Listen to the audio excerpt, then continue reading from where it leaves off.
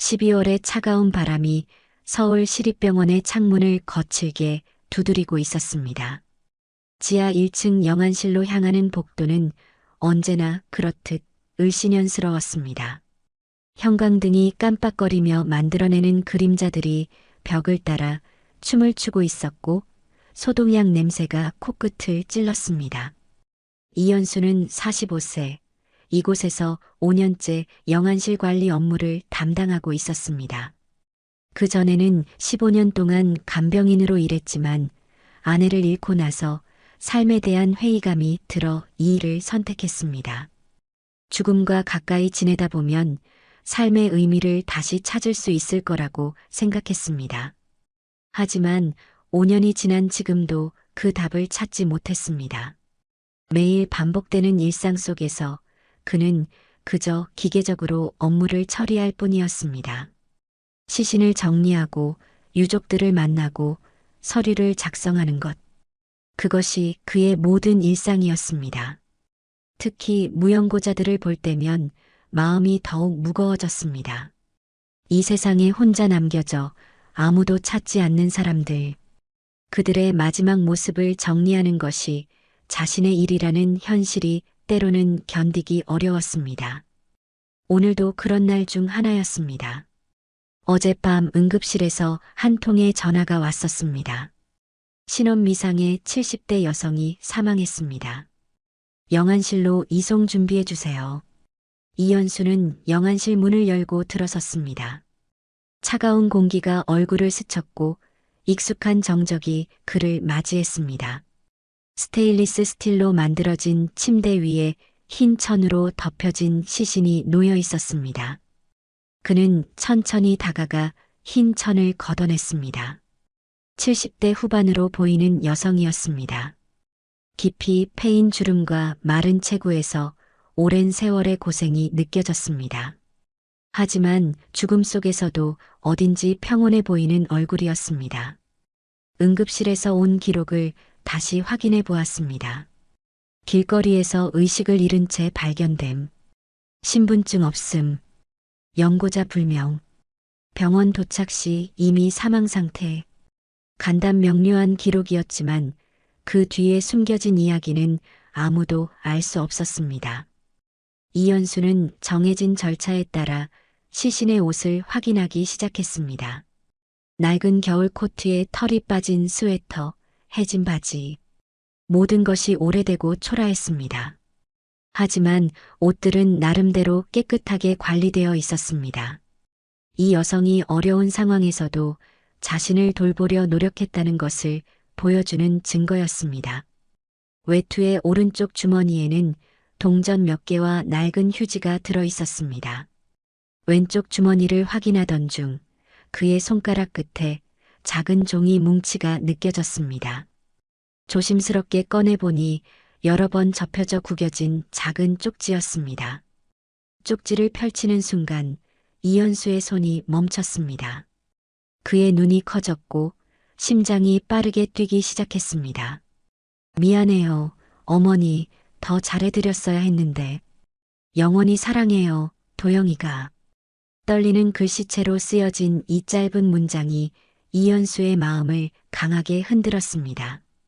글씨는 급하게 쓴 듯 보였지만 그 안에 담긴 감정의 무게는 결코 가볍지 않았습니다. 종이도 여러 번 접혀져 오랫동안 주머니에 들어 있었던 것 같았습니다. 이연수는 쪽지를 다시 한번 자세히 들여다보았습니다. 필체는 분명 성인 남성의 것으로 보였습니다. 그런데 이상했습니다. 무연고자로 처리된 노인의 주머니에서 이런 개인적인 메시지가 나올 리가 없었기 때문입니다. 더욱이 쪽지에는 어머니라고 쓰여 있었습니다. 이것은 이 여성이 누군가의 어머니라는 뜻이었습니다. 그렇다면 왜 그 누군가는 어머니의 죽음을 알지 못하는 것일까요? 아니면 알고 있으면서도 나타나지 않는 것일까요?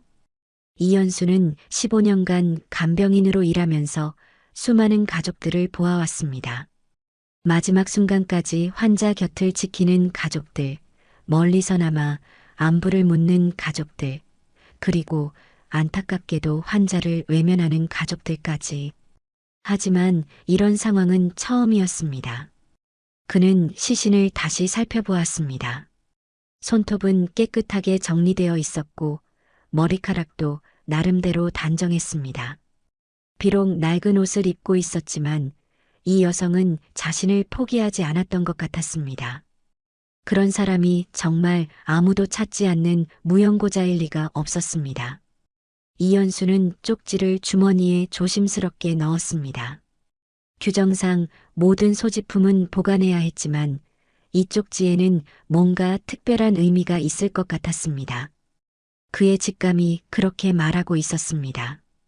그날 오후 업무를 마친 이현수는 평소보다 무거운 마음으로 집으로 향했습니다. 지하철을 타고 가는 동안에도 계속해서 그 쪽지 생각이 머리를 떠나지 않았습니다. 쪽지 속 글씨체, 종이의 질감, 그리고 그 안에 담긴 절절한 마음까지. 45분 정도 걸려 도착한 그의 집은 작은 원룸이었습니다. 아내가 세상을 떠난 후 큰 집에 혼자 있기가 너무 외로워서 이사한 곳이었습니다. 간소하지만 깔끔하게 정리된 공간에는 그의 소박한 일상이 담겨 있었습니다. 간단한 저녁을 준비하며 이현수는 하루 종일 머릿속을 맴돌던 생각들을 정리해 보려 했습니다. 15년간 간병인으로 일하면서 그는 가족이라는 것의 다양한 모습을 보아왔습니다. 때로는 아름답고 때로는 아픈 가족의 이야기들. 하지만 오늘 만난 상황은 그 어떤 것보다도 그의 마음을 어지럽혔습니다. 누군가의 어머니였을 텐데. 그는 혼잣말을 중얼거렸습니다. 냉장고에서 꺼낸 반찬들로 소박한 저녁상을 차리면서도 그의 마음은 계속해서 그 노인을 향해 있었습니다. 저녁을 먹으면서 평소 습관대로 TV를 켰습니다. 뉴스에서는 연말을 맞아 따뜻한 이야기들을 소개하고 있었습니다. 혼자 사는 노인들을 돌보는 자원봉사자들의 이야기, 가족과 떨어져 지내는 사람들의 이야기 등이 나왔습니다. 그런데 갑자기 한 프로그램이 그의 시선을 사로잡았습니다. 채널을 돌리던 중 우연히 본 것이었는데 한 의사가 스튜디오에서 인터뷰를 하고 있었습니다. 오늘 저희 스튜디오에는 정신건강의학과 분야의 권위자이신 최도영 교수님을 모셨습니다. 서울대병원에서 근무하고 계시면서 특히 가족치료 프로그램으로 유명하시죠. 화면에 나타난 50대 초반의 남성은 단정한 양복 차림의 지적이고 온화한 인상을 풍기고 있었습니다. 회색빛이 약간 섞인 머리카락이 그의 연륜을 보여주었고 차분한 목소리와 따뜻한 미소가 신뢰감을 주었습니다. 이현수는 젓가락을 든 채로 화면을 바라보았습니다. 평소에는 의학 프로그램에 그리 관심이 없었지만 오늘은 왠지 집중하게 되었습니다. 아마도 오늘 하루 종일 가족에 대한 생각을 했기 때문일 것입니다. 교수님께서는 정신질환자 가족들을 위한 상담과 치료에 특별히 관심을 가지고 계신다고 들었습니다. 네, 맞습니다. 정신질환은 환자 개인만의 문제가 아닙니다. 가족 전체가 함께 아파하고 함께 치유되어야 하는 문제입니다. 특히 우리나라는 아직 정신질환에 대한 편견이 심해서 가족들이 겪는 고통이 더욱 클 수밖에 없죠. 최도영 교수의 설명은 전문적이면서도 따뜻했습니다. 그의 말 한마디 한마디에는 환자와 가족에 대한 깊은 이해와 애정이 담겨 있는 것 같았습니다. 진행자가 계속해서 질문했습니다. 그런데 교수님께서는 개인적으로도 정신질환을 앓고 계신 가족분을 직접 돌보고 계신다고 들었는데 사실인가요? 최도영 교수는 잠시 눈을 감았다가 천천히 대답했습니다. 네, 제 어머니가. 그 순간 이현수의 손에서 젓가락이 떨어졌습니다. 이현수는 심장이 빠르게 뛰는 것을 느끼며 급히 TV 볼륨을 높였습니다. 바닥에 떨어진 젓가락은 신경 쓸 겨를이 없었습니다. 그의 모든 집중력이 화면 속 최도영 교수에게 향했습니다. 도영? 그는 중얼거리며 급히 주머니에서 그 구겨진 쪽지를 꺼냈습니다. 쪽지를 다시 펼쳐보니 여전히 그 글귀가 그곳에 있었습니다. 미안해요, 어머니, 더 잘해드렸어야 했는데. 영원히 사랑해요, 도영이가. 화면에서 최도영 교수가 계속 이야기하고 있었습니다. 어머니께서는 15년 전부터 조현병을 앓고 계십니다. 처음에는 증상이 그리 심하지 않았지만 시간이 지나면서 점점 악화되었어요. 하지만 저는 절대 포기할 수 없었습니다. 진행자가 감동한 표정으로 고개를 끄덕였습니다. 정말 존경스럽습니다. 바쁜 의사 업무를 하시면서도 어머님을 직접 돌보신다니. 가족이라는 것은 그런 것 아니겠습니까? 어머니는 저에게 의사가 되는 꿈을 심어주신 분입니다. 어릴 때부터 도영이는 꼭 의사가 되어서 아픈 사람들을 도와야 한다고 항상 말씀하셨거든요. 그런 어머니를 제가 어떻게 외면할 수 있겠습니까? 이현수는 혼란스러웠습니다. 이름이 우연히 일치하는 것일까? 하지만 너무 많은 것들이 맞아떨어지고 있었습니다. 도영이라는 아들 이름, 그리고 정신질환. 그는 급히 스마트폰을 꺼내 최도영 교수 어머니를 검색해 보았습니다. 몇 개의 기사가 나왔는데 그중 하나가 그의 눈길을 끌었습니다. 2년 전 한건강 잡지에 실린 기사였습니다. 기사 제목은 효자의사 최도영 교수 15년간 정신질환 앓는 어머니 극진히 돌봐였습니다. 이현수는 급하게 기사를 읽어 내려갔습니다. 서울대병원 정신건강의학과 최도영 교수는 조현병을 앓고 있는 어머니 김혜민 씨를 15년간 직접 돌보며 현대 사회에서 잊혀가는 효의 가치를 실천하고 있다. 최 교수는 어머니는 제게 의사가 되는 꿈을 주신 분이다. 아무리 바빠도 어머니를 돌보는 것이 우선이라고 말했다. 현재 김혜민 씨는 최 교수가 운영하는 전문 요양시설에서 안정적인 치료를 받고 있으며 이현수는 기사를 읽으면서 점점 더 혼란스러워졌습니다. 기사에 따르면 김혜민 씨는 최도영 교수가 운영하는 요양시설에서 치료를 받고 있다고 되어 있었습니다. 그렇다면 오늘 영안실로 온 그 여성은 누구란 말인가? 하지만 동시에 이상한 느낌도 들었습니다. 2년 전 기사 이후로는 최도영 교수의 어머니에 대한 언급을 찾기 어려웠습니다. 대신 최근 기사들에서는 장모를 돌보는 효자사위라는 새로운 이미지가 부각되고 있었습니다. 이현수는 더 깊이 검색해 보기로 했습니다. 최도영 교수에 관한 모든 기사를 시간순으로 정리해 보니 흥미로운 패턴이 보였습니다. 2년 전까지는 친어머니 김혜민 씨에 대한 언급이 자주 나왔지만 그 이후부터는 갑자기 장모님 이야기만 나오기 시작했습니다. 뭔가 이상해. 이현수는 중얼거렸습니다. 그는 더 오래된 기사들을 찾아보기로 했습니다.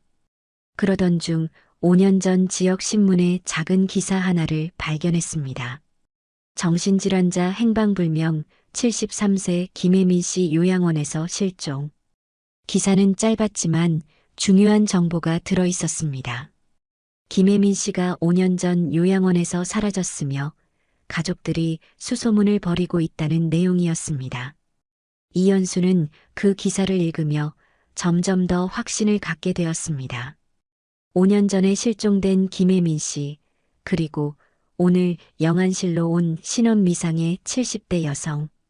나이도 맞고 이름도 맞고 상황도 맞아떨어지고 있었습니다. 그런데 가장 이상한 것은 최도영 교수의 반응이었습니다.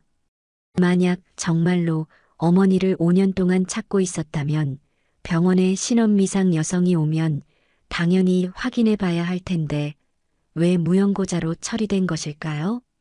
이현수는 더 많은 의문이 생겼습니다. 그는 노트북을 꺼내 더 자세한 검색을 시작했습니다. 최도영 교수의 학력, 경력, 주요 활동들을 하나씩 살펴보았습니다. 서울대 의과대학을 졸업하고 같은 대학원에서 정신의학 전공으로 박사학위를 받았습니다. 미국에서 2년간 연수를 받고 돌아와 현재의 자리에 오르기까지 그의 이력은 흠잡을 데가 없었습니다. 특히 가족 치료 분야에서는 국내 최고의 권위자로 인정받고 있었습니다. 하지만 개인적인 삶에 대한 정보는 많지 않았습니다. 결혼 여부, 가족관계 등에 대해서는 공개적으로 언급을 피하는 것 같았습니다. 다만 최근 몇 년간의 인터뷰에서는 장모를 돌보는 일에 대해서만 자주 언급했습니다. 이현수는 시계를 보았습니다. 벌써 밤 11시가 넘어 있었습니다. 하지만 잠이 올 것 같지 않았습니다. 머릿속에는 온통 그 쪽지와 김혜민이라는 이름, 그리고 최도영 교수의 모습이 맴돌고 있었습니다. 그는 다시 한번 쪽지를 꺼내보았습니다. 미안해요, 어머니, 더 잘해드렸어야 했는데. 영원히 사랑해요, 도영이가. 이 글씨가 정말 최도영 교수가 쓴 것일까? 그렇다면 왜 이런 메시지를 어머니에게 남겼을까? 그리고 왜 어머니의 죽음을 숨기려 하는 것일까? 다음 날 아침, 이현수는 평소보다 일찍 일어났습니다. 밤새 뒤척이다가 새벽 5시쯤에야 겨우 잠이 들었기 때문입니다. 꿈속에서도 계속 그 쪽지와 김혜민 할머니의 얼굴이 나타났습니다. 세수를 하고 거울을 보니 눈 밑에 다크서클이 짙게 생겨 있었습니다. 하지만 그는 오늘 해야 할 일이 있다는 생각에 서둘러 준비를 마쳤습니다. 평소보다 1시간 일찍 병원에 도착한 그는 먼저 응급실로 향했습니다. 응급실은 새벽 시간임에도 불구하고 여전히 바쁜 모습이었습니다. 야간 근무를 마치고 교대 준비를 하는 간호사들과 의사들이 분주하게 움직이고 있었습니다. 미영 씨, 잠깐 시간 있어요? 이현수는 15년간 간병인으로 일하면서 알게 된 응급실 간호사 김미영에게 다가갔습니다. 현수 씨, 오늘 일찍 나왔네요. 무슨 일이에요? 어제 영안실로 온 할머니 건인데요. 70대 여성, 길거리에서 쓰러져서 온. 아, 그 할머니요. 기억나요. 정말 안타까웠어요. 연고자가 아무도 없어서 무연고자로 처리됐죠. 이현수는 조심스럽게 물었습니다. 혹시 그 할머니에 대해서 누군가 문의한 사람이 있었나요? 가족이나 지인 같은? 김미영이 잠시 생각하더니 고개를 저었습니다. 아니요, 아무도. 아, 잠깐만요. 그녀가 갑자기 뭔가 기억난 듯한 표정을 지었습니다. 왜요? 뭔가 있었나요? 야간 근무자에게 들은 얘긴데 어젯밤 늦게한 남자분이 와서 시신 확인을 했다고 해요. 10시 넘어서였을 거예요. 이현수의 심장이 빠르게 뛰기 시작했습니다. 어떤 분이었어요? 야간 근무자가 정확한 얘기를 해줄 거예요. 잠깐만 기다려보세요. 김미영이 내선 전화를 걸었습니다. 잠시 후 그녀가 수화기를 내려놓으며 말했습니다. 정확한 시간은 밤 10시 20분경이었대요. 키가 크고 중년으로 보이는 남성이 왔는데 마스크와 모자를 깊숙이 눌러 쓰고 있어서 얼굴을 정확히 보지는 못했다고 해요. 그런데 이상한 건 시신을 확인하더니 갑자기 얼굴이 창백해지면서 급히 나갔다고 합니다. 혹시 신분을 밝히거나 서류에 사인을 한 건 있나요? 그건 야간 근무자가 정확히 기억을 못하겠다고 하네요. 워낙 급하게 나가서. 아, 그런데 한 가지 더 있어요. 이현수는 귀를 기울였습니다. 그 남자분이 나가면서 무연고자로 처리해달라고 했다고 해요. 가족이 없으니까 그냥 무연고자로 처리하라고 했다는 거죠. 이현수는 소름이 돋는 것을 느꼈습니다. 시신을 확인한 후 창백해졌다는 것은 그 사람이 고인을 알고 있었다는 뜻이었습니다. 그런데 왜 무연고자로 처리하라고 했을까요? 혹시 그 남자분이 의사 같아 보였나요? 김미영이 다시 전화로 확인했습니다. 복장이나 말투가 의료진 같았다고 하네요. 병원 환경에 익숙해 보였다고도 하고요. 이현수는 점점 확신이 서기 시작했습니다. 최도영 교수가 어젯밤 병원에 와서 어머니의 시신을 확인했을 가능성이 높았습니다. 그리고 어떤 이유에서인지 무연고자로 처리하도록 지시했을 것입니다. 미영 씨, 정말 고마워요. 그런데 이 얘기는 다른 사람에게 하지 말아주세요. 무슨 일인지는 모르겠지만 알겠어요. 조심하세요, 현수 씨. 이현수는 응급실을 나와 영안실로 향했습니다. 오늘은 평소와 다른 하루가 될 것 같았습니다. 그는 이제 진실을 찾기 위한 본격적인 행동을 시작해야 했습니다. 그날 오후 퇴근 시간이 되자 이현수는 곧바로 지역 도서관으로 향했습니다. 집에서 하는 인터넷 검색만으로는 한계가 있다고 판단했기 때문입니다. 도서관의 데이터베이스와 신문을 이용하면 더 많은 정보를 얻을 수 있을 것이라고 생각했습니다. 도서관 컴퓨터 앞에 앉은 그는 체계적으로 검색을 시작했습니다. 먼저 최도영 교수에 관한 모든 기사를 연도별로 정리해 보았습니다. 그의 의학적 성과, 사회적 활동, 수상 경력 등이 상세히 나와 있었습니다.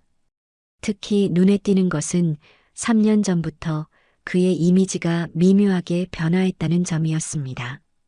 그 전까지는 조현병 어머니를 돌보는 효자 의사로 알려져 있었지만 3년 전부터는 알츠하이머 장모를 돌보는 효자사위라는 새로운 이미지가 부각되기 시작했습니다. 더 자세히 살펴보니 친어머니에 대한 마지막 언급은 정확히 3년 전 한 의학 세미나에서였습니다.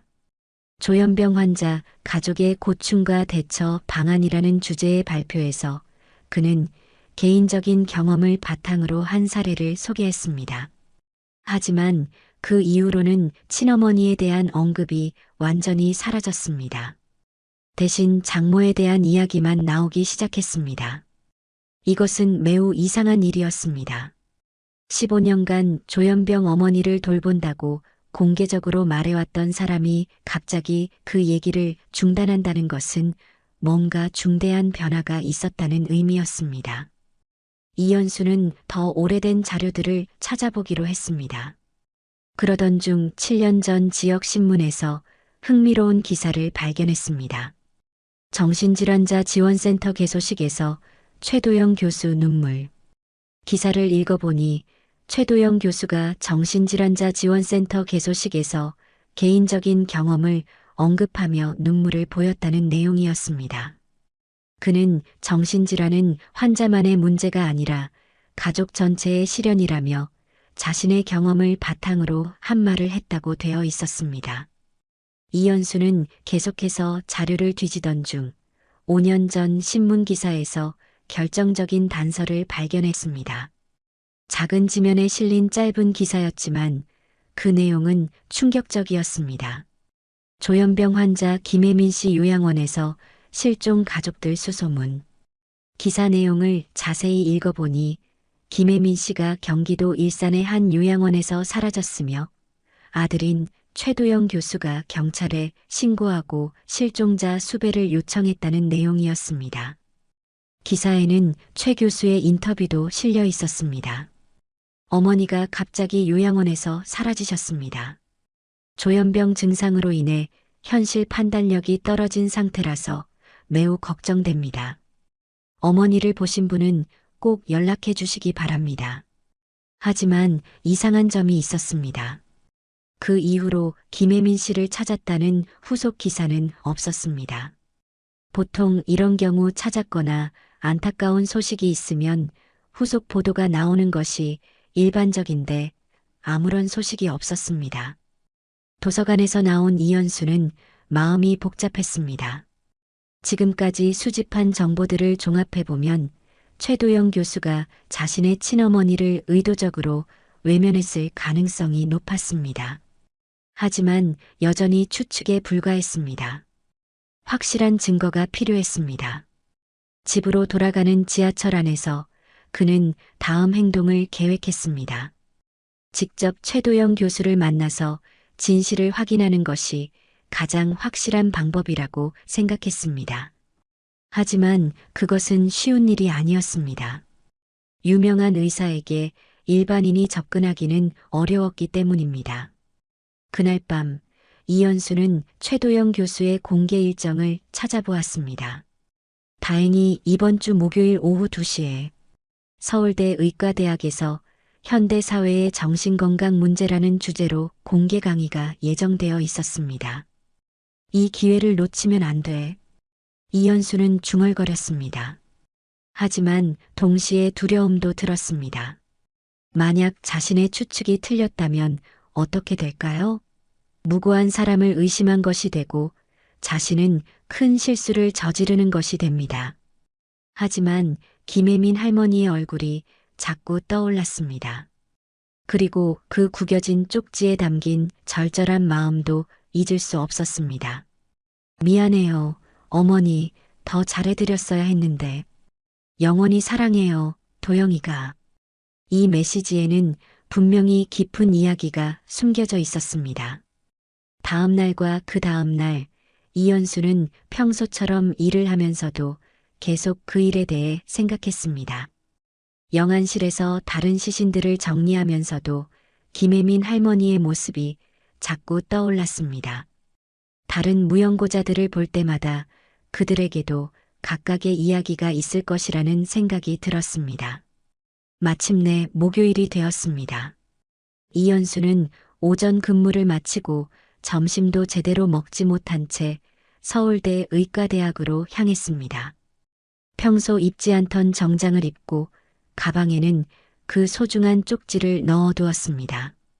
그는 안내판을 보고 강의실을 찾아갔습니다. 200명 정도가 들어갈 수 있는 큰 강의실이었는데 이미 많은 사람들이 자리를 채우고 있었습니다. 의대생들뿐만 아니라 간호사, 의사들로 보이는 사람들도 많이 보였습니다. 이현수는 맨 뒷자리에 조용히 앉았습니다. 그의 심장은 빠르게 뛰고 있었고 손바닥에는 땀이 났습니다. 과연 자신이 이 자리에서 그런 질문을 할 수 있을까 하는 의문이 들었습니다. 오후 2시 정각 최도영 교수가 강의실에 들어왔습니다. 실제로 보니 TV에서보다 더 위험 있고 카리스마가 느껴졌습니다. 그는 마이크 앞에 서서 청중들을 둘러보며 온화한 미소를 지었습니다. 안녕하세요. 오늘 이렇게 많은 분들이 참석해 주셔서 감사합니다. 오늘은 현대사회의 정신건강 문제에 대해 이야기해 보겠습니다. 최도영 교수의 강의는 정말 훌륭했습니다. 복잡한 정신의학적 개념들을 일반인도 이해할 수 있게 쉽게 설명했고 실제 사례들을 들어가며 생생하게 전달했습니다. 특히 가족의 역할에 대해 강조할 때는 그의 목소리에 깊은 감정이 묻어났습니다. 정신질환은 환자만의 문제가 아닙니다. 가족 전체가 함께 아파하고 함께 치유되어야 합니다. 하지만 현실적으로 가족들이 견디기 어려운 상황이 많습니다. 그때 우리 의료진이 가족들에게도 도움을 주어야 합니다. 이현수는 복잡한 심정으로 강의를 들었습니다. 최도영 교수의 말은 정말 옳았고 환자와 가족에 대한 깊은 이해를 보여주었습니다. 하지만 과연 그가 자신의 어머니에게도 같은 마음으로 대했을까 하는 의문이 들었습니다. 1시간의 강의가 끝나고 질의응답 시간이 되었습니다. 이현수는 천천히 자리에서 일어났습니다. 질문 있으신가요? 최도영 교수가 청중들을 둘러보며 말했습니다. 몇 명의 학생들이 손을 들고 전문적인 질문을 했습니다. 교수는 각각의 질문에 정성스럽게 답변했습니다. 이현수는 가슴이 뛰는 것을 느끼며 손을 천천히 들었습니다. 강의실 뒤쪽에서 손을 든 그를 최도영 교수가 발견했습니다. 네, 뒤쪽 분 질문하세요. 이현수는 일어서면서 목소리를 가다듬었습니다. 교수님, 김혜민 할머니를 아십니까? 그 순간 강의실 안의 공기가 얼어붙었습니다. 최도영 교수의 얼굴이 순간적으로 창백해졌고 그의 손에 들고 있던 마이크가 미세하게 떨렸습니다. 학생들과 청중들은 무슨 일인지 모르겠다는 표정으로 서로를 바라보았습니다. 누구십니까? 최도영 교수의 목소리가 떨렸습니다. 저는 시립병원 영안실에서 근무하는 이현수입니다. 지난주 화요일에 김혜민 할머니의 시신을 담당했습니다. 강의실 안에 웅성거림이 퍼졌습니다. 영안실? 시신? 무슨 얘기지? 하는 속삭임들이 여기저기서 들려왔습니다. 최도영 교수는 빠르게 상황을 수습하려 했습니다. 죄송합니다만 개인적인 질문은 강의 후에 따로 받겠습니다. 다음 질문 있으신가요? 하지만 이현수는 물러서지 않았습니다. 교수님, 지난주 화요일 밤 10시 20분경에 병원 응급실을 방문하셨죠? 김혜민 할머니의 시신을 확인하고 무연고자로 처리하라고 지시하셨다고 들었습니다. 이번에는 최도영 교수가 완전히 당황한 기색을 보였습니다. 그는 손수건으로 이마에 땀을 닦으며 말했습니다. 학생 여러분, 죄송하지만 오늘 강의는 여기까지 하겠습니다. 갑작스러운 개인적인 상황이 생겨서 다음 주에 보충 강의로 만나 뵙겠습니다. 학생들이 실망한 표정으로 웅성거리며 천천히 자리를 떠나기 시작했습니다. 최도영 교수는 이현수에게 다가와 낮은 목소리로 말했습니다. 제 연구실로 오세요. 지금 당장요. 의과대학 건물 5층에 있는 최도영 교수의 연구실은 그의 지위와 명성을 보여주는 공간이었습니다. 넓은 실내에는 고급 가구들이 배치되어 있었고 벽면에는 수많은 상장과 학위증, 그리고 유명 인사들과 함께 찍은 사진들이 빼곡히 걸려 있었습니다. 책장에는 정신의학 관련 전문 서적들이 체계적으로 정리되어 있었습니다. 하지만 이현수의 시선을 가장 먼저 사로잡은 것은 책상 위에 놓인 액자였습니다. 최도영 교수와 70대 정도의 여성이 함께 찍은 사진이었는데 그 여성은 이현수가 영안실에서 본 김혜민 할머니와는 확연히 다른 사람이었습니다. 단정한 옷차림에 건강해 보이는 모습이었습니다. 최도영 교수는 문을 닫으며 이현수를 날카롭게 바라보았습니다. 당신이 도대체 무슨 말을 하는 건지 모르겠군요. 그의 목소리에는 경계심과 분노가 섞여 있었습니다. 이현수는 침착하게 주머니에서 그 구겨진 쪽지를 꺼냈습니다. 이것을 설명해 주시겠어요? 김혜민 할머니의 옷주머니에서 발견한 것입니다. 쪽지를 받아든 최도영 교수의 손이 눈에 띄게 떨렸습니다. 그는 쪽지를 펼쳐 읽으면서 얼굴이 점점 더 창백해졌습니다. 미안해요, 어머니. 더 잘해드렸어야 했는데. 영원히 사랑해요, 도영이가. 이것이 어떻게... 최도영 교수의 목소리는 거의 속삭임에 가까웠습니다. 교수님이 직접 쓰신 거죠? 이현수가 단호하게 물었습니다. 최도영 교수는 마치 모든 힘이 빠진 것처럼 의자에 무너져 앉았습니다. 잠시 동안 정적이 흘렀습니다. 연구실 밖에서 들려오는 복도의 발자국 소리만이 그 무거운 침묵을 깨뜨렸습니다. 마침내 그가 입을 열었습니다. 당신은 모릅니다. 제가 얼마나 힘든 시간을 보냈는지. 최도영 교수의 고백이 시작되었습니다. 그의 목소리는 떨렸지만 오랫동안 억눌러왔던 감정들이 터져나오기 시작했습니다. 어머니는 15년 전부터 조현병을 앓으셨습니다. 처음에는 저도 최선을 다해서 돌봤어요. 정말로요. 제가 정신과 의사니까 더 잘 돌볼 수 있을 거라고 생각했습니다. 이현수는 조용히 듣고 있었습니다. 하지만 어머니의 병은 점점 심해졌어요. 망상과 환청이 심해지면서 때로는 저를 알아보지도 못하셨습니다.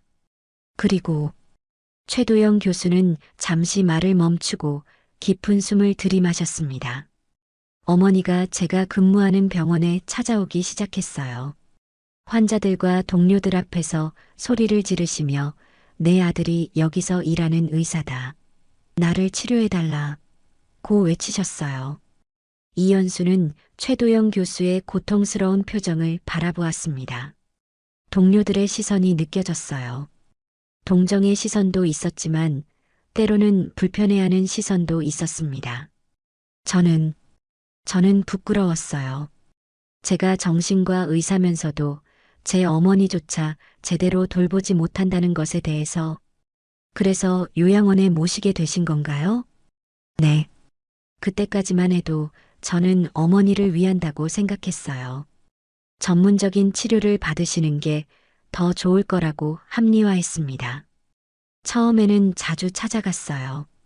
일주일에 두세 번은 갔죠. 최도영 교수의 눈에 눈물이 맺히기 시작했습니다. 하지만 시간이 지나면서 점점 발걸음이 무거워졌어요. 어머니는 저를 알아보지 못하시는 날이 많아졌고 저는 제 일에 더 집중하게 되었습니다. 논문을 쓰고 학회에서 발표하고 TV에 출연하고 그럴수록 어머니에게 가는 시간은 줄어들었어요. 그러다가 5년 전 최도영 교수의 목소리가 더욱 작아졌습니다. 어머니가 요양원에서 사라지셨어요. 그날 저는 중요한 학회 발표가 있었는데 요양원에서 연락이 왔을 때도 나중에 연락드리겠다고 했어요. 이연수는 숨을 죽이고 들었습니다. 발표가 끝나고 나서야 요양원에 갔는데 어머니는 이미 몇 시간 전에 사라지신 후였어요. CCTV를 확인해 보니 어머니가 혼자서 요양원을 나가시는 모습이 찍혀 있었어요. 걸음걸이가 불안정하셨는데 최도영 교수는 손으로 얼굴을 가렸습니다. 저는 경찰에 신고했고 실종자 수배도 했어요. 처음 1년 동안은 정말 열심히 찾았습니다. 신문에도 기사가 나고 방송에서도 제보를 요청했어요. 하지만 어머니는 나타나지 않으셨어요. 그 이후에는 어떻게 하셨나요? 최도영 교수는 고개를 들어 이연수를 바라보았습니다. 그의 눈에는 깊은 죄책감이 서려 있었습니다. 솔직히 말하면 시간이 지나면서 안도감도 느꼈어요. 끔찍한 말이지만 그것이 현실이었어요. 어머니가 없어지니까 제 삶이 훨씬 편해졌거든요. 더 이상 병원에 찾아와서 소동을 일으키지도 않으시고 제가 요양원에 가야 한다는 부담감도 없어졌어요. 이연수는 최도영 교수의 솔직한 고백에 복잡한 감정을 느꼈습니다. 그리고 그 무렵에 제 아내의 어머니께서 알츠하이머 초기 진단을 받으셨어요. 저는 새로운 이미지를 만들었어요. 장모를 돌보는 효자 사위로요. 실제로는 전문 간병인이 돌보고 있지만 언론에는 제가 직접 돌본다고 말했어요. 왜 그런 거짓말을 하셨나요? 제 명성을 지키기 위해서였어요. 친어머니는 포기했지만 장모는 잘 돌본다는 이미지로 바꾸면 사람들이 저를 계속 존경할 거라고 생각했어요. 그럼 교수님은 어떻게 김혜민 할머니가 돌아가셨다는 것을 아셨나요? 이연수가 핵심을 찔렀습니다. 최도영 교수는 깊은 한숨을 내쉬었습니다. 지난주 화요일 저녁 병원 응급실에서 연락이 왔어요. 신원 미상의 노인 여성이 운송되었는데 혹시 실종자 명단과 대조해 보라는 요청이었습니다. 그는 잠시 말을 멈추고 창밖을 바라보았습니다. 사실 저는 그런 연락을 받을 때마다 항상 불안했어요. 5년 동안 어머니에 대한 연락이 올까봐 두려웠거든요. 하지만 그날은 제가 직접 확인해 보겠다고 했어요. 왜 그랬는지 지금도 모르겠어요. 이연수는 최도영 교수의 떨리는 목소리에 집중했습니다. 밤 10시가 넘어서 병원에 갔어요. 응급실 담당 간호사가 저를 영안실로 안내했고 그곳에서 시신을 보는 순간 저는 충격을 받았어요. 5년이라는 시간이 지났지만 그분이 제 어머니라는 것을 바로 알 수 있었어요. 최도영 교수의 목소리가 더욱 떨렸습니다. 하지만 어머니의 모습은 너무나 초췌하셨어요. 말라빠진 몸, 낡은 옷가지들. 5년 동안 어떻게 사셨는지 저는 그 순간 모든 것이 무너지는 것을 느꼈어요. 그런데 왜 무용고자로 처리하라고 하셨나요? 최도영 교수는 고개를 숙였습니다. 저는 패닉 상태였어요. 15년간 쌓아 올린 제 모든 것이 한순간에 무너질 수 있다는 생각밖에 들지 않았어요. 만약 제가 어머니를 5년 동안 방치했다는 사실이 알려지면 제 명성은 물론이고 제 가족의 생활까지 모든 것이 파괴될 거라고 생각했어요. 그래서 어머니를 부인하신 건가요? 네. 저는 겁쟁이였어요. 그 순간에도 제 자신만 생각했어요. 하지만 그 전에 최도영 교수가 다시 입을 열었습니다. 어머니의 마지막 순간에 저는 잠깐 그분 곁에 있었어요. 이연수는 귀를 기울였습니다. 어머니는 이미 의식이 없으셨지만 저는 그분의 손을 잡고 앉아 있었어요. 5년 동안 하지 못했던 이야기들을 해드렸어요. 미안하다고, 사랑한다고. 그때 저는 그 쪽지를 썼어요. 최도영 교수는 떨리는 손으로 쪽지를 다시 바라보았습니다. 제 마음에 있던 모든 후회와 사랑을 담아서 썼어요. 그리고 어머니의 옷주머니에 넣어드렸습니다. 제가 드릴 수 있는 마지막 선물이라고 생각했어요. 그렇게 하시고도 무용고자로 처리하라고 하신 건가요? 최도영 교수의 얼굴이 더욱 일그러졌습니다. 저는 이중적인 사람이었어요. 한편으로는 어머니에게 진심으로 사죄하면서도 다른 한편으로는 제 자신을 지키려고만 했어요. 이연수는 최도영 교수를 바라보며 조용히 말했습니다. 교수님, 이제 어떻게 하실 생각입니까? 모르겠어요. 정말 모르겠어요. 최도영 교수가 고개를 떨궜습니다. 만약 이 사실이 알려지면 제 모든 것이 끝날 거예요. 제 가족도, 제 환자들도 모든 것이 무너질 거예요. 하지만 김혜민 할머니는 5년 동안 혼자서 얼마나 힘드셨을까요? 그분도 누군가의 어머니였는데. 최도영 교수는 눈물을 흘리기 시작했습니다. 저도 그걸 생각하면 잠이 안 와요. 어머니가 5년 동안 어떻게 사셨는지, 저를 찾으며 얼마나 외로우셨을지, 교수님께서 진실을 말씀하시는 것이 어머니에 대한 마지막 효도일 수도 있습니다. 최도영 교수는 오랫동안 침묵했습니다. 연구실 안에는 무거운 정적만이 흘렀습니다. 어머니가 어디서 어떻게 사셨는지 알아보고 싶습니다. 이연수가 말했습니다. 혹시 그분에 대해 더 알 수 있는 곳이 있을까요? 최도영 교수는 잠시 망설이더니 서랍에서 낡은 수첩을 꺼냈습니다. 5년 전 어머니가 사라지시기 전에 가끔 언급하셨던 곳들이 있어요. 여기 적어둔 게 있습니다. 그는 수첩을 넘기며 한 페이지를 펼쳤습니다. 강서구 화곡동. 어머니가 어릴 때 살던 동네라고 하셨어요. 가끔 그곳에 가고 싶다고 말씀하셨거든요. 이연수는 주소를 메모했습니다. 교수님, 15년 동안 정말 어머니를 사랑하셨나요? 물론입니다. 최도영 교수가 즉시 대답했습니다. 사랑했어요. 지금도 사랑해요. 하지만 저는 약한 사람이었어요.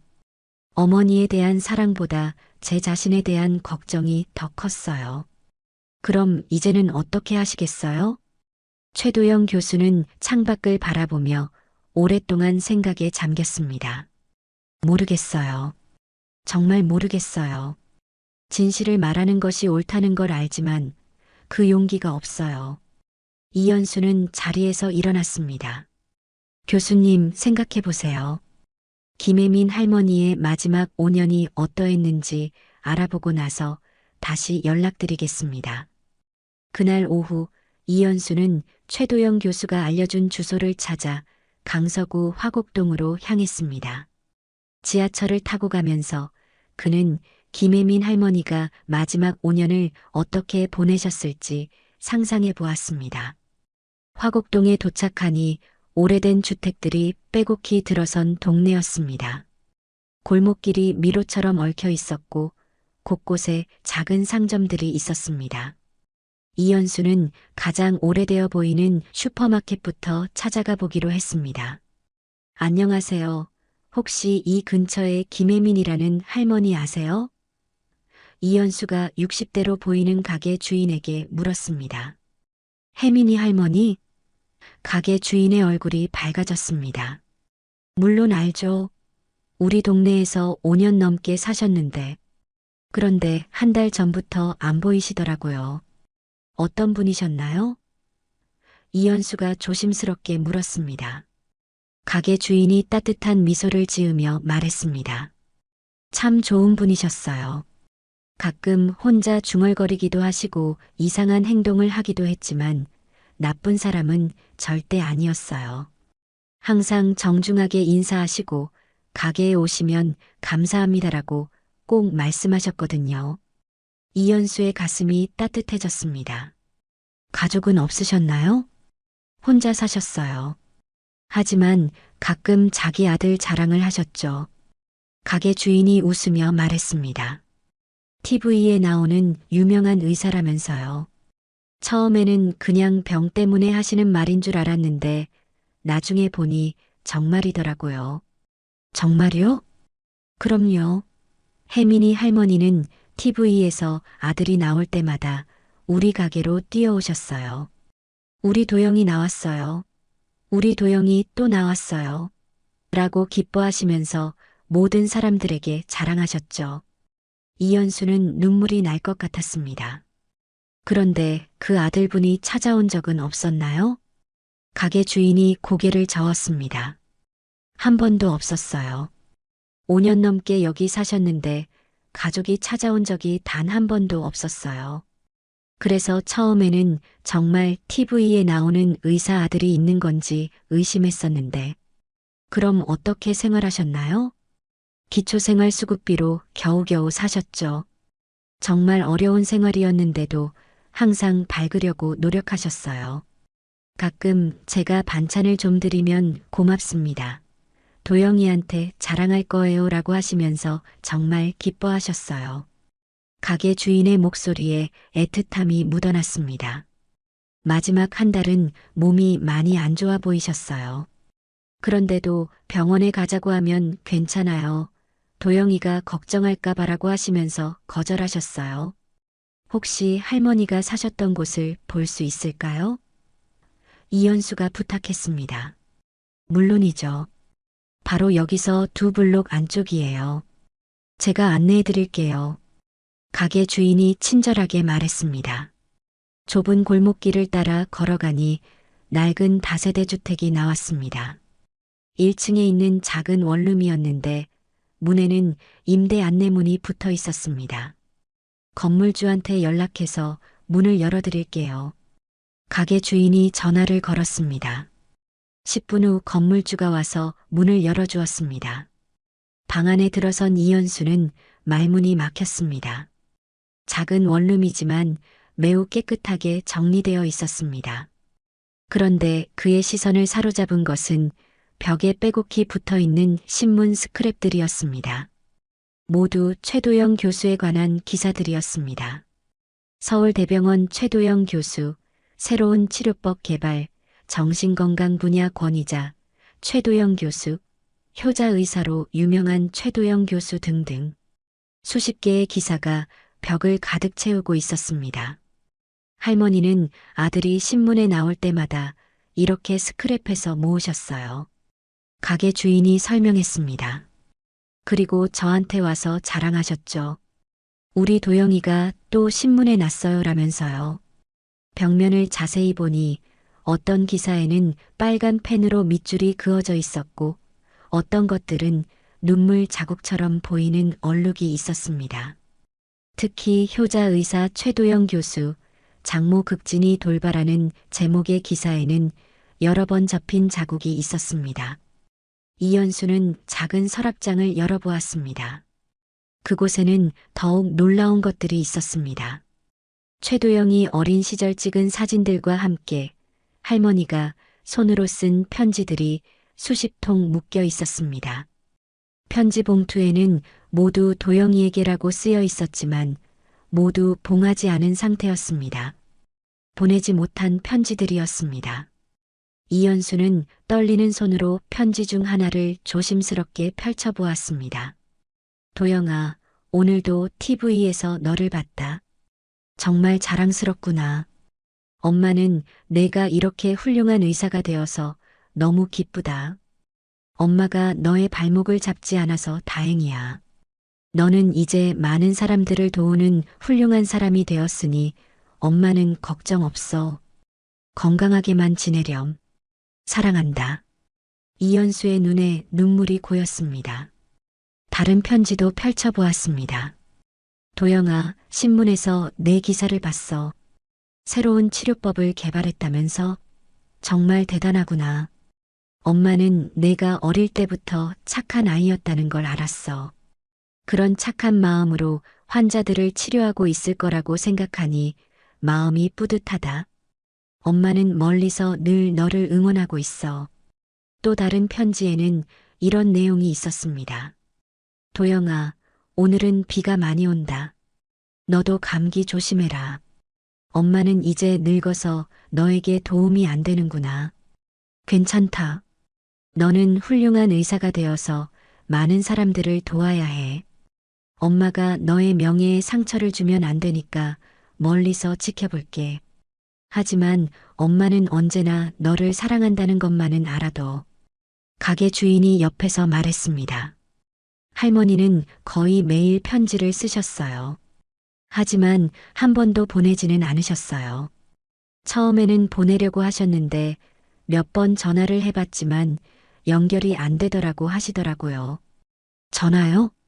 네, 할머니가 가끔 공중전화 부스에서 전화를 거셨는데 항상 통화 중이네 하시면서 돌아오셨어요.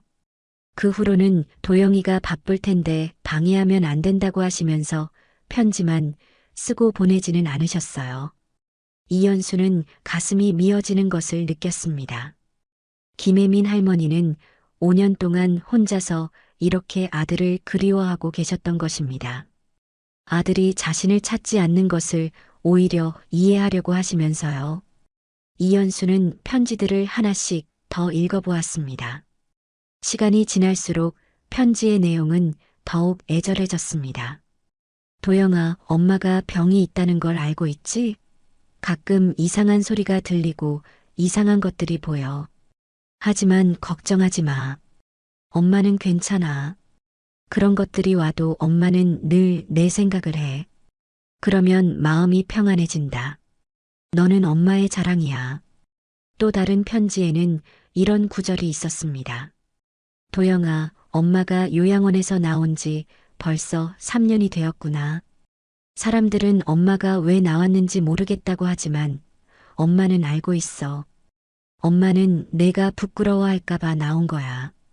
엄마가 있으면 내가 곤란해질 것 같아서. 하지만 괜찮아. 엄마는 혼자서도 잘 살 수 있어. 가장 최근에 쓴 편지로 보이는 것에는 손글씨가 많이 떨려 있었습니다. 도영아, 엄마가 많이 아프구나. 하지만 병원에는 가지 않을 거야. 내가 일하는 병원에 가서 너를 곤란하게 만들고 싶지 않아. 다른 병원에 가려고 해도 돈이 없어서. 괜찮아. 엄마는 내가 TV에서 웃는 모습만 봐도 행복해. 그것만으로도 충분해. 이연수는 더 이상 눈물을 참을 수 없었습니다. 김혜민 할머니는 마지막 순간까지도 아들을 생각하고 계셨던 것입니다. 자신이 아픈 것보다 아들에게 피해를 줄까봐 더 걱정하셨던 것입니다. 할머니가 마지막에 어떻게 지내셨나요? 이연수가 목이 메인 목소리로 물었습니다. 가게 주인도 눈시울이 붉어졌습니다.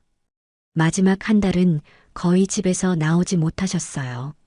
몸이 너무 안 좋아 보이셔서 제가 몇 번 음식을 갖다 드렸는데 그때마다 고맙다, 도영이한테 자랑하겠다고 하시면서 웃으셨어요. 정말 마지막까지, 네, 마지막까지 아들 자랑만 하셨어요. 아무도 찾아오지 않았는데도 말이에요. 이 편지들을 제가 가져가도 될까요? 이현수가 조심스럽게 물었습니다. 할머니의 아들에게 전해드리고 싶어서요. 가게 주인이 고개를 끄덕였습니다. 그러세요. 혜민이 할머니도 그걸 원하실 거예요. 평생 아들에게 전하고 싶어 하셨던 마음들이니까요. 이현수는 편지들을 조심스럽게 정리해서 가방에 넣었습니다.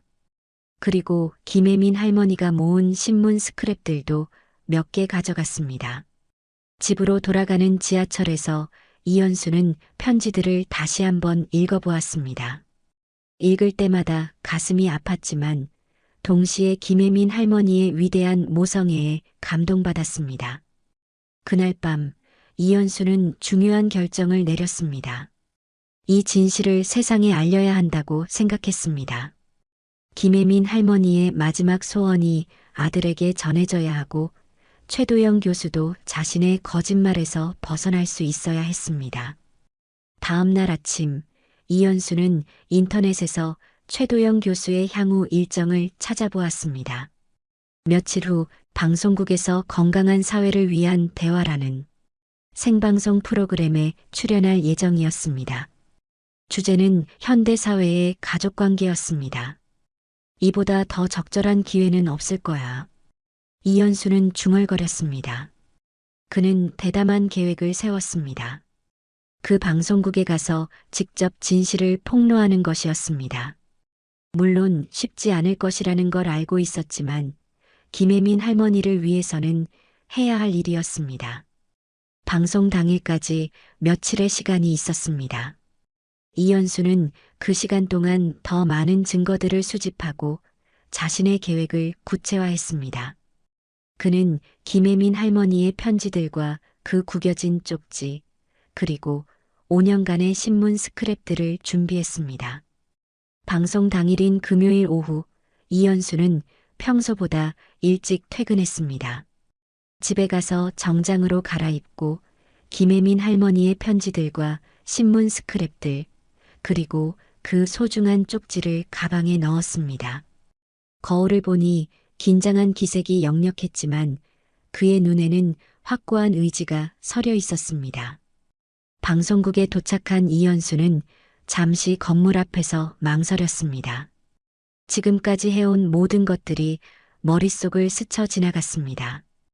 영안실에서 발견한 쪽지, TV에서 본 최도영 교수, 도서관에서의 조사, 김혜민 할머니의 방에서 본 편지들.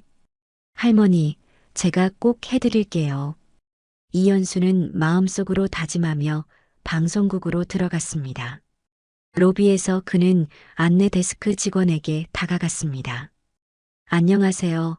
저는 최도영 교수님과 관련해서 중요한 자료를 가지고 왔습니다. 어떤 자료인가요?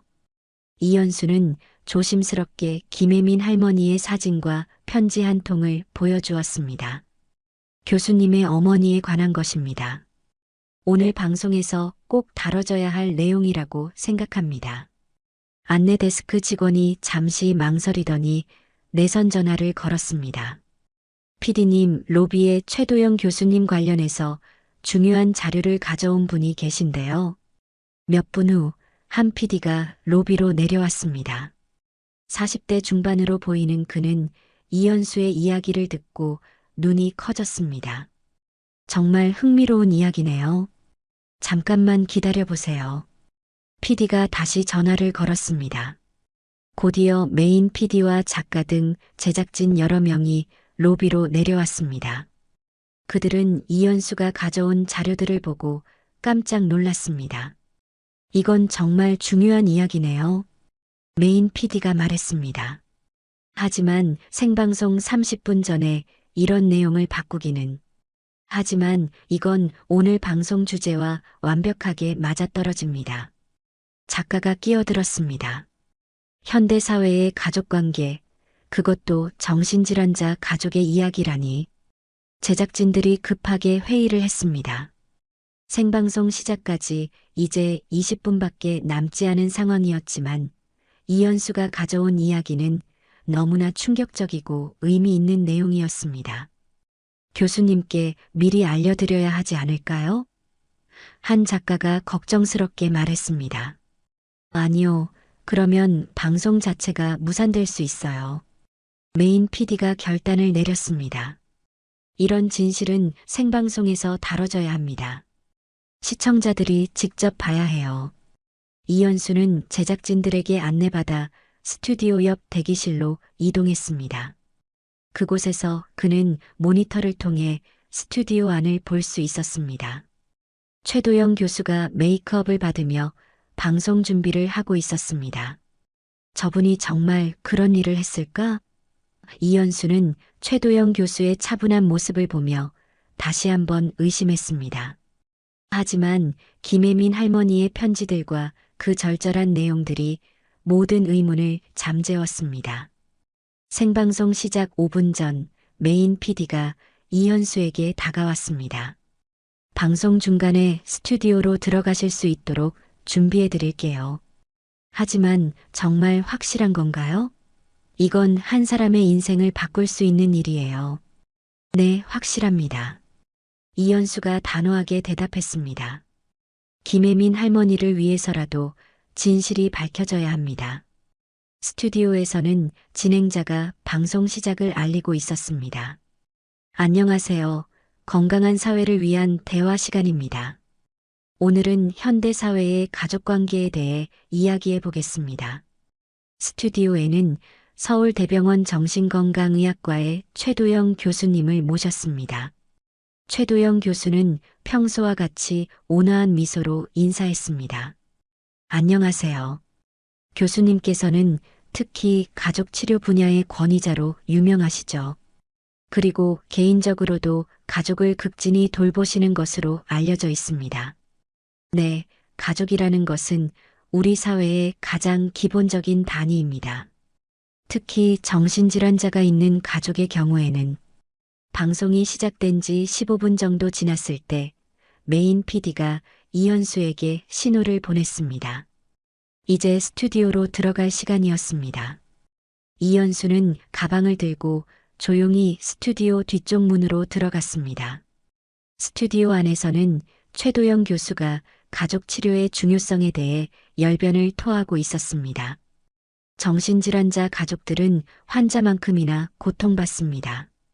하지만 그들을 포기해서는 안 됩니다. 끝까지 함께해야 합니다. 그 순간 진행자가 준비된 큐카드를 보며 말했습니다. 잠깐만요, 교수님. 오늘 방송에 특별한 손님이 오셨는데요. 교수님과 관련된 중요한 이야기를 가져오셨다고 합니다. 최도영 교수가 고개를 돌리자 이현수가 스튜디오 뒤쪽에서 천천히 걸어 나왔습니다. 두 사람의 눈이 마주치는 순간 최도영 교수의 얼굴이 순간적으로 창백해졌습니다. 당신이 왜 여기에?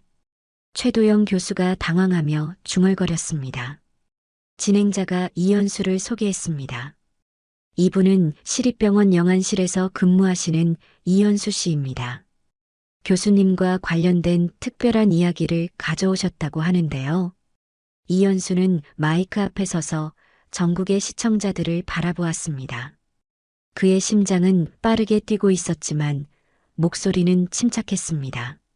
안녕하세요. 저는 지난주에 한 분의 시신을 담당했습니다. 길거리에서 쓰러져 돌아가신 김혜민이라는 70대 할머니였습니다.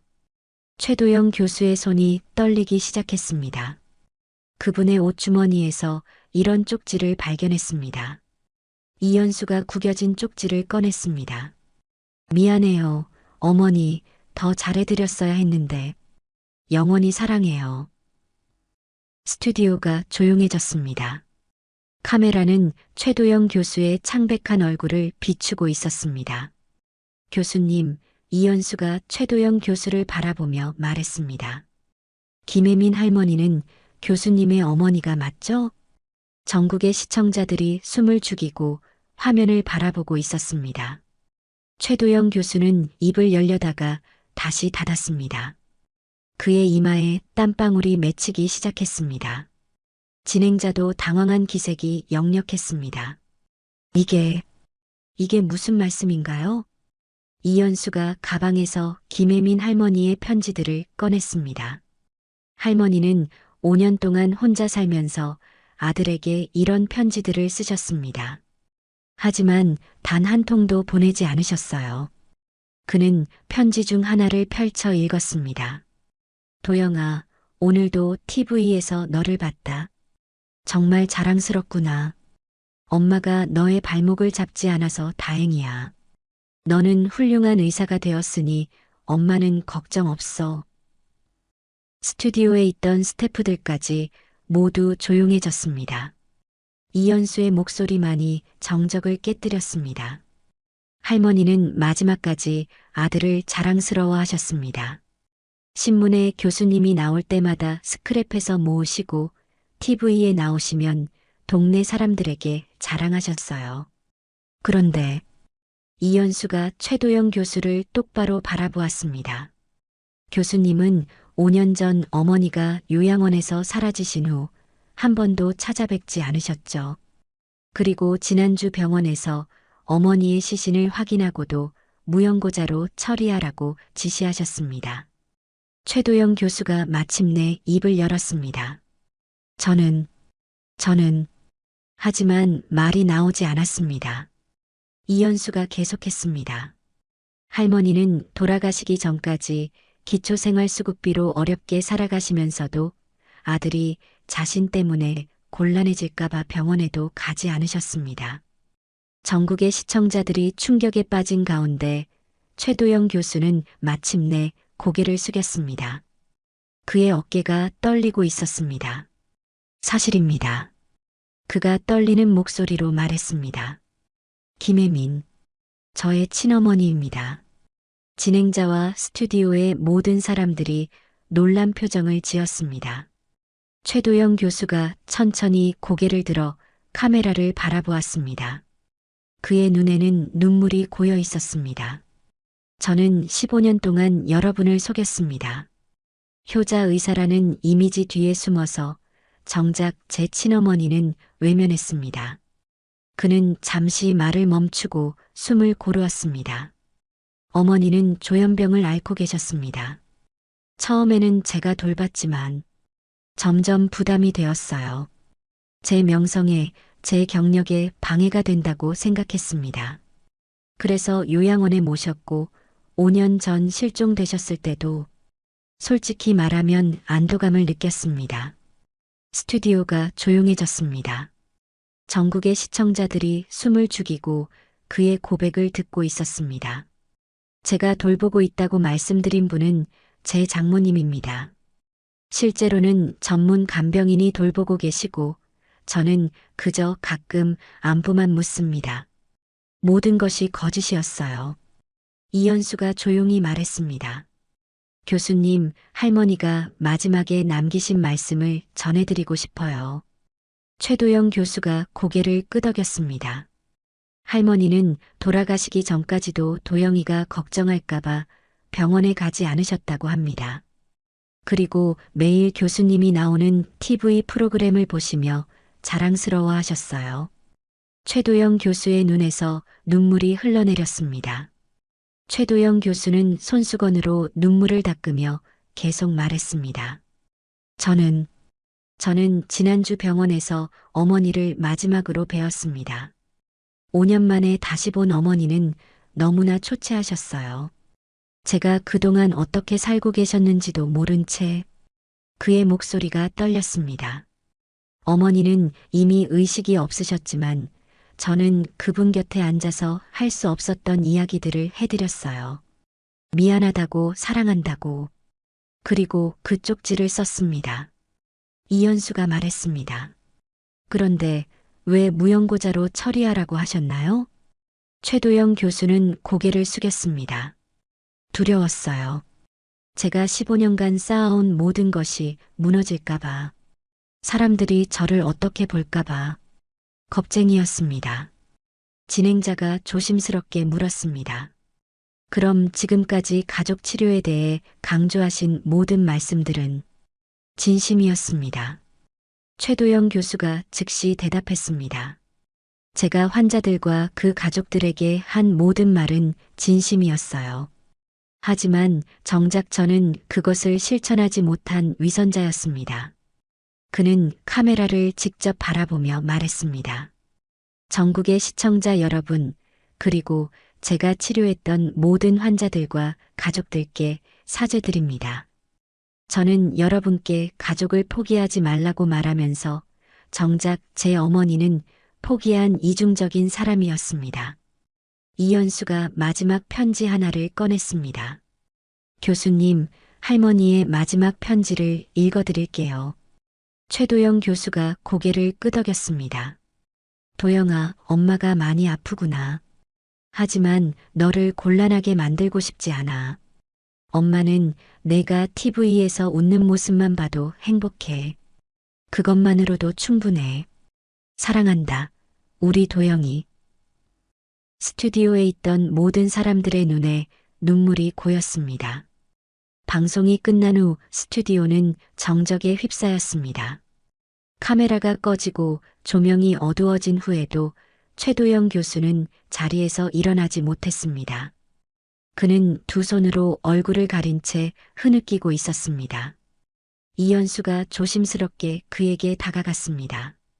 교수님, 제가 어떻게 될까요? 최도영 교수가 떨리는 목소리로 물었습니다. 제 환자들은, 제 가족은 모든 것이 끝난 건가요? 이현수는 김혜민 할머니의 편지들을 최도영 교수에게 건넸습니다. 할머니께서 남기신 모든 편지입니다. 교수님이 가져야 할 것들이에요. 최도영 교수는 떨리는 손으로 편지들을 받아들었습니다. 이제 너무 늦었어요. 어머니는 이미 늦었다고 생각할 때가 가장 빠른 때라고 하잖아요. 이현수가 말했습니다. 할머니는 마지막까지 교수님을 자랑스러워 하셨어요. 그 마음을 헛되게 하지 마세요. 그날 밤부터 최도영 교수의 휴대폰은 쉴 새 없이 울렸습니다.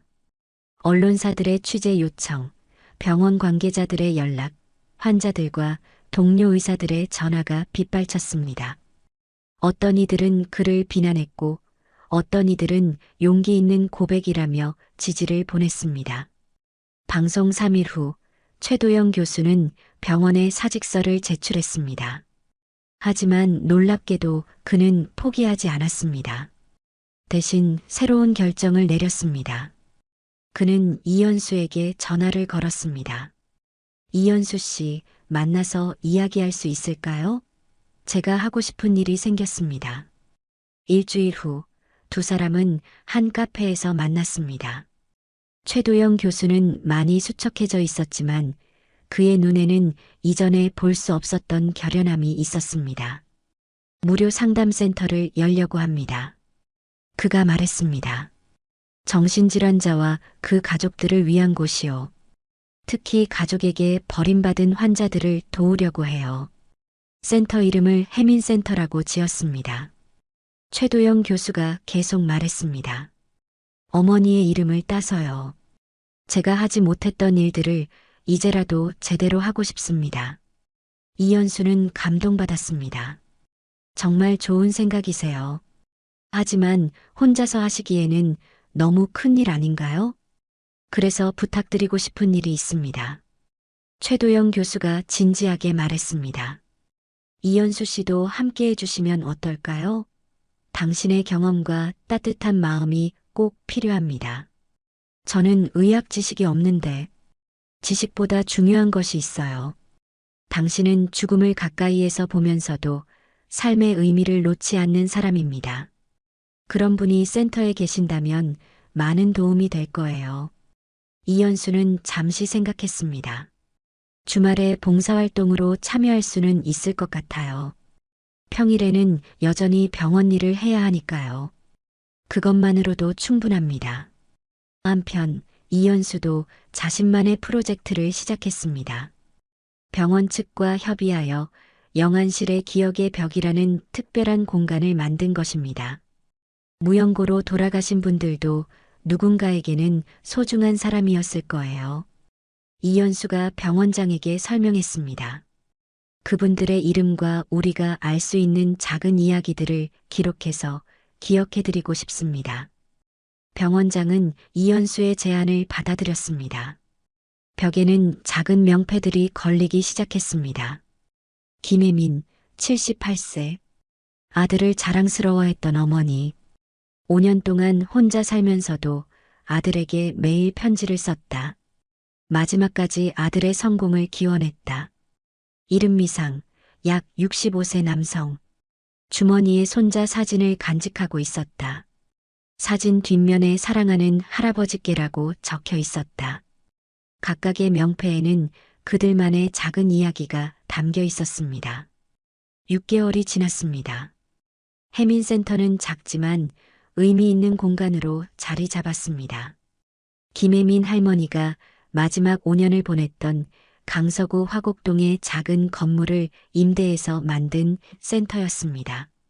1층에는 상담실과 모임 공간이, 2층에는 작은 도서관과 휴게실이 있었습니다. 벽에는 김혜민 할머니가 만든 종이꽃들이 액자에 담겨 전시되어 있었습니다. 가게 주인이 할머니 방에서 찾아서 가져다 준 것들이었습니다. 정원에는 작은 기념비가 세워져 있었고 그곳에는 김혜민 할머니를 비롯한 외로이 세상을 떠난 분들을 기리는 글이 새겨져 있었습니다. 최도영 교수는 매일 센터에 나와서 환자들을 돌보았습니다. 그는 더 이상 유명한 의사가 아니었지만 그 누구보다 진심으로 환자들과 가족들을 대했습니다. 자신의 과거 경험을 솔직하게 나누며 같은 실수를 하지 않도록 도왔습니다. 저도 여러분과 같은 경험을 했습니다. 그가 가족 모임에서 말했습니다. 환자를 돌보는 것이 얼마나 힘든지, 때로는 포기하고 싶은 마음이 얼마나 간절한지 잘 압니다. 하지만 그 마음을 이겨내시기 바랍니다. 저처럼 후회하지 마시고요. 이연수는 주말마다 센터에 와서 봉사활동을 했습니다. 그는 정신질환자 가족들의 이야기를 들어주고 그들에게 위로와 희망을 전했습니다. 죽음을 가까이에서 보면서 배운 것이 있습니다. 이연수가 한 가족 모임에서 말했습니다. 가장 중요한 것은 서로에게 하지 못한 말들을 남기지 않는 것입니다. 사랑한다는 말, 미안하다는 말, 고맙다는 말을 오늘 하세요. 내일은 너무 늦을 수도 있으니까요. 한편 병원의 기억의 벽도 점점 커져갔습니다. 이연수는 무연고 사망자가 있을 때마다 그들의 작은 이야기를 찾아 기록했습니다.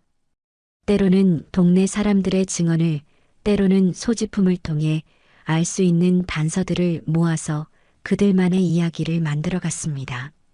1년이 지난 어느 가을날 오후 이연수와 최도영 교수는 해민센터 정원에서 만났습니다. 정원 한쪽에는 김혜민 할머니의 작은 추모비가 서 있었고 그 옆에는 벚나무 한 그루가 심어져 있었습니다. 어머니가 벚꽃을 좋아하셨어요. 최도영 교수가 나무를 바라보며 말했습니다. 어릴 때 매년 봄마다 벚꽃 구경을 함께 했었죠. 내년 봄에는 이 나무에도 꽃이 필 거예요. 이연수는 고개를 끄덕였습니다. 할머니가 좋아하실 거예요. 감사합니다. 최도영 교수가 진심을 담아 말했습니다. 당신이 아니었다면 저는 평생 거짓 속에서 살았을 거예요.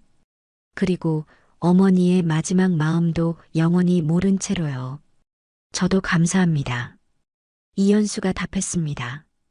할머니의 이야기를 통해 제 삶의 의미를 다시 찾게 되었으니까요. 그들 앞에는 센터를 찾는 사람들이 하나둘 들어오고 있었습니다. 정신질환을 앓는 환자들, 그들을 돌보느라 지친 가족들, 그리고 상실의 아픔을 겪고 있는 사람들, 모두 다른 이야기를 가지고 있었지만 이곳에서는 서로의 아픔을 이해하고 위로받을 수 있었습니다. 저녁 해가 지면서 하늘이 붉게 물들었습니다. 이연수와 최도영 교수는 조용히 추모비 앞에 꽃을 놓았습니다. 할머니, 이제 평안히 쉬세요. 최도영 교수가 속삭였습니다. 늦었지만 아들이 제대로 된 일을 하고 있어요. 이연수도 마음속으로 말했습니다. 할머니의 사랑이 헛되지 않았어요. 많은 사람들이 그 사랑 덕분에 희망을 찾고 있어요. 세상에는 아직도 많은 김혜민 할머니들이 있을 것입니다. 가족의 외면 속에서도 끝까지 사랑을 놓지 않는 사람들, 자신의 아픔보다 가족의 행복을 먼저 생각하는 사람들, 그리고 그들의 이야기는 누군가에 의해 발견되기를 기다리고 있을 것입니다. 누군가에게 전하지 못한 마음이 있다면 오늘이 그 이야기를 시작하기에 가장 좋은 날일지도 모릅니다. 사랑한다고 말하기엔 내일이 너무 늦을 수도 있으니까요. 여러분, 오늘 이야기는 어떠셨나요? 이야기가 마음에 닿았다면 구독과 좋아요 부탁드릴게요. 여러분의 따뜻한 댓글 하나가 모두에게 큰 힘이 됩니다. 감사합니다.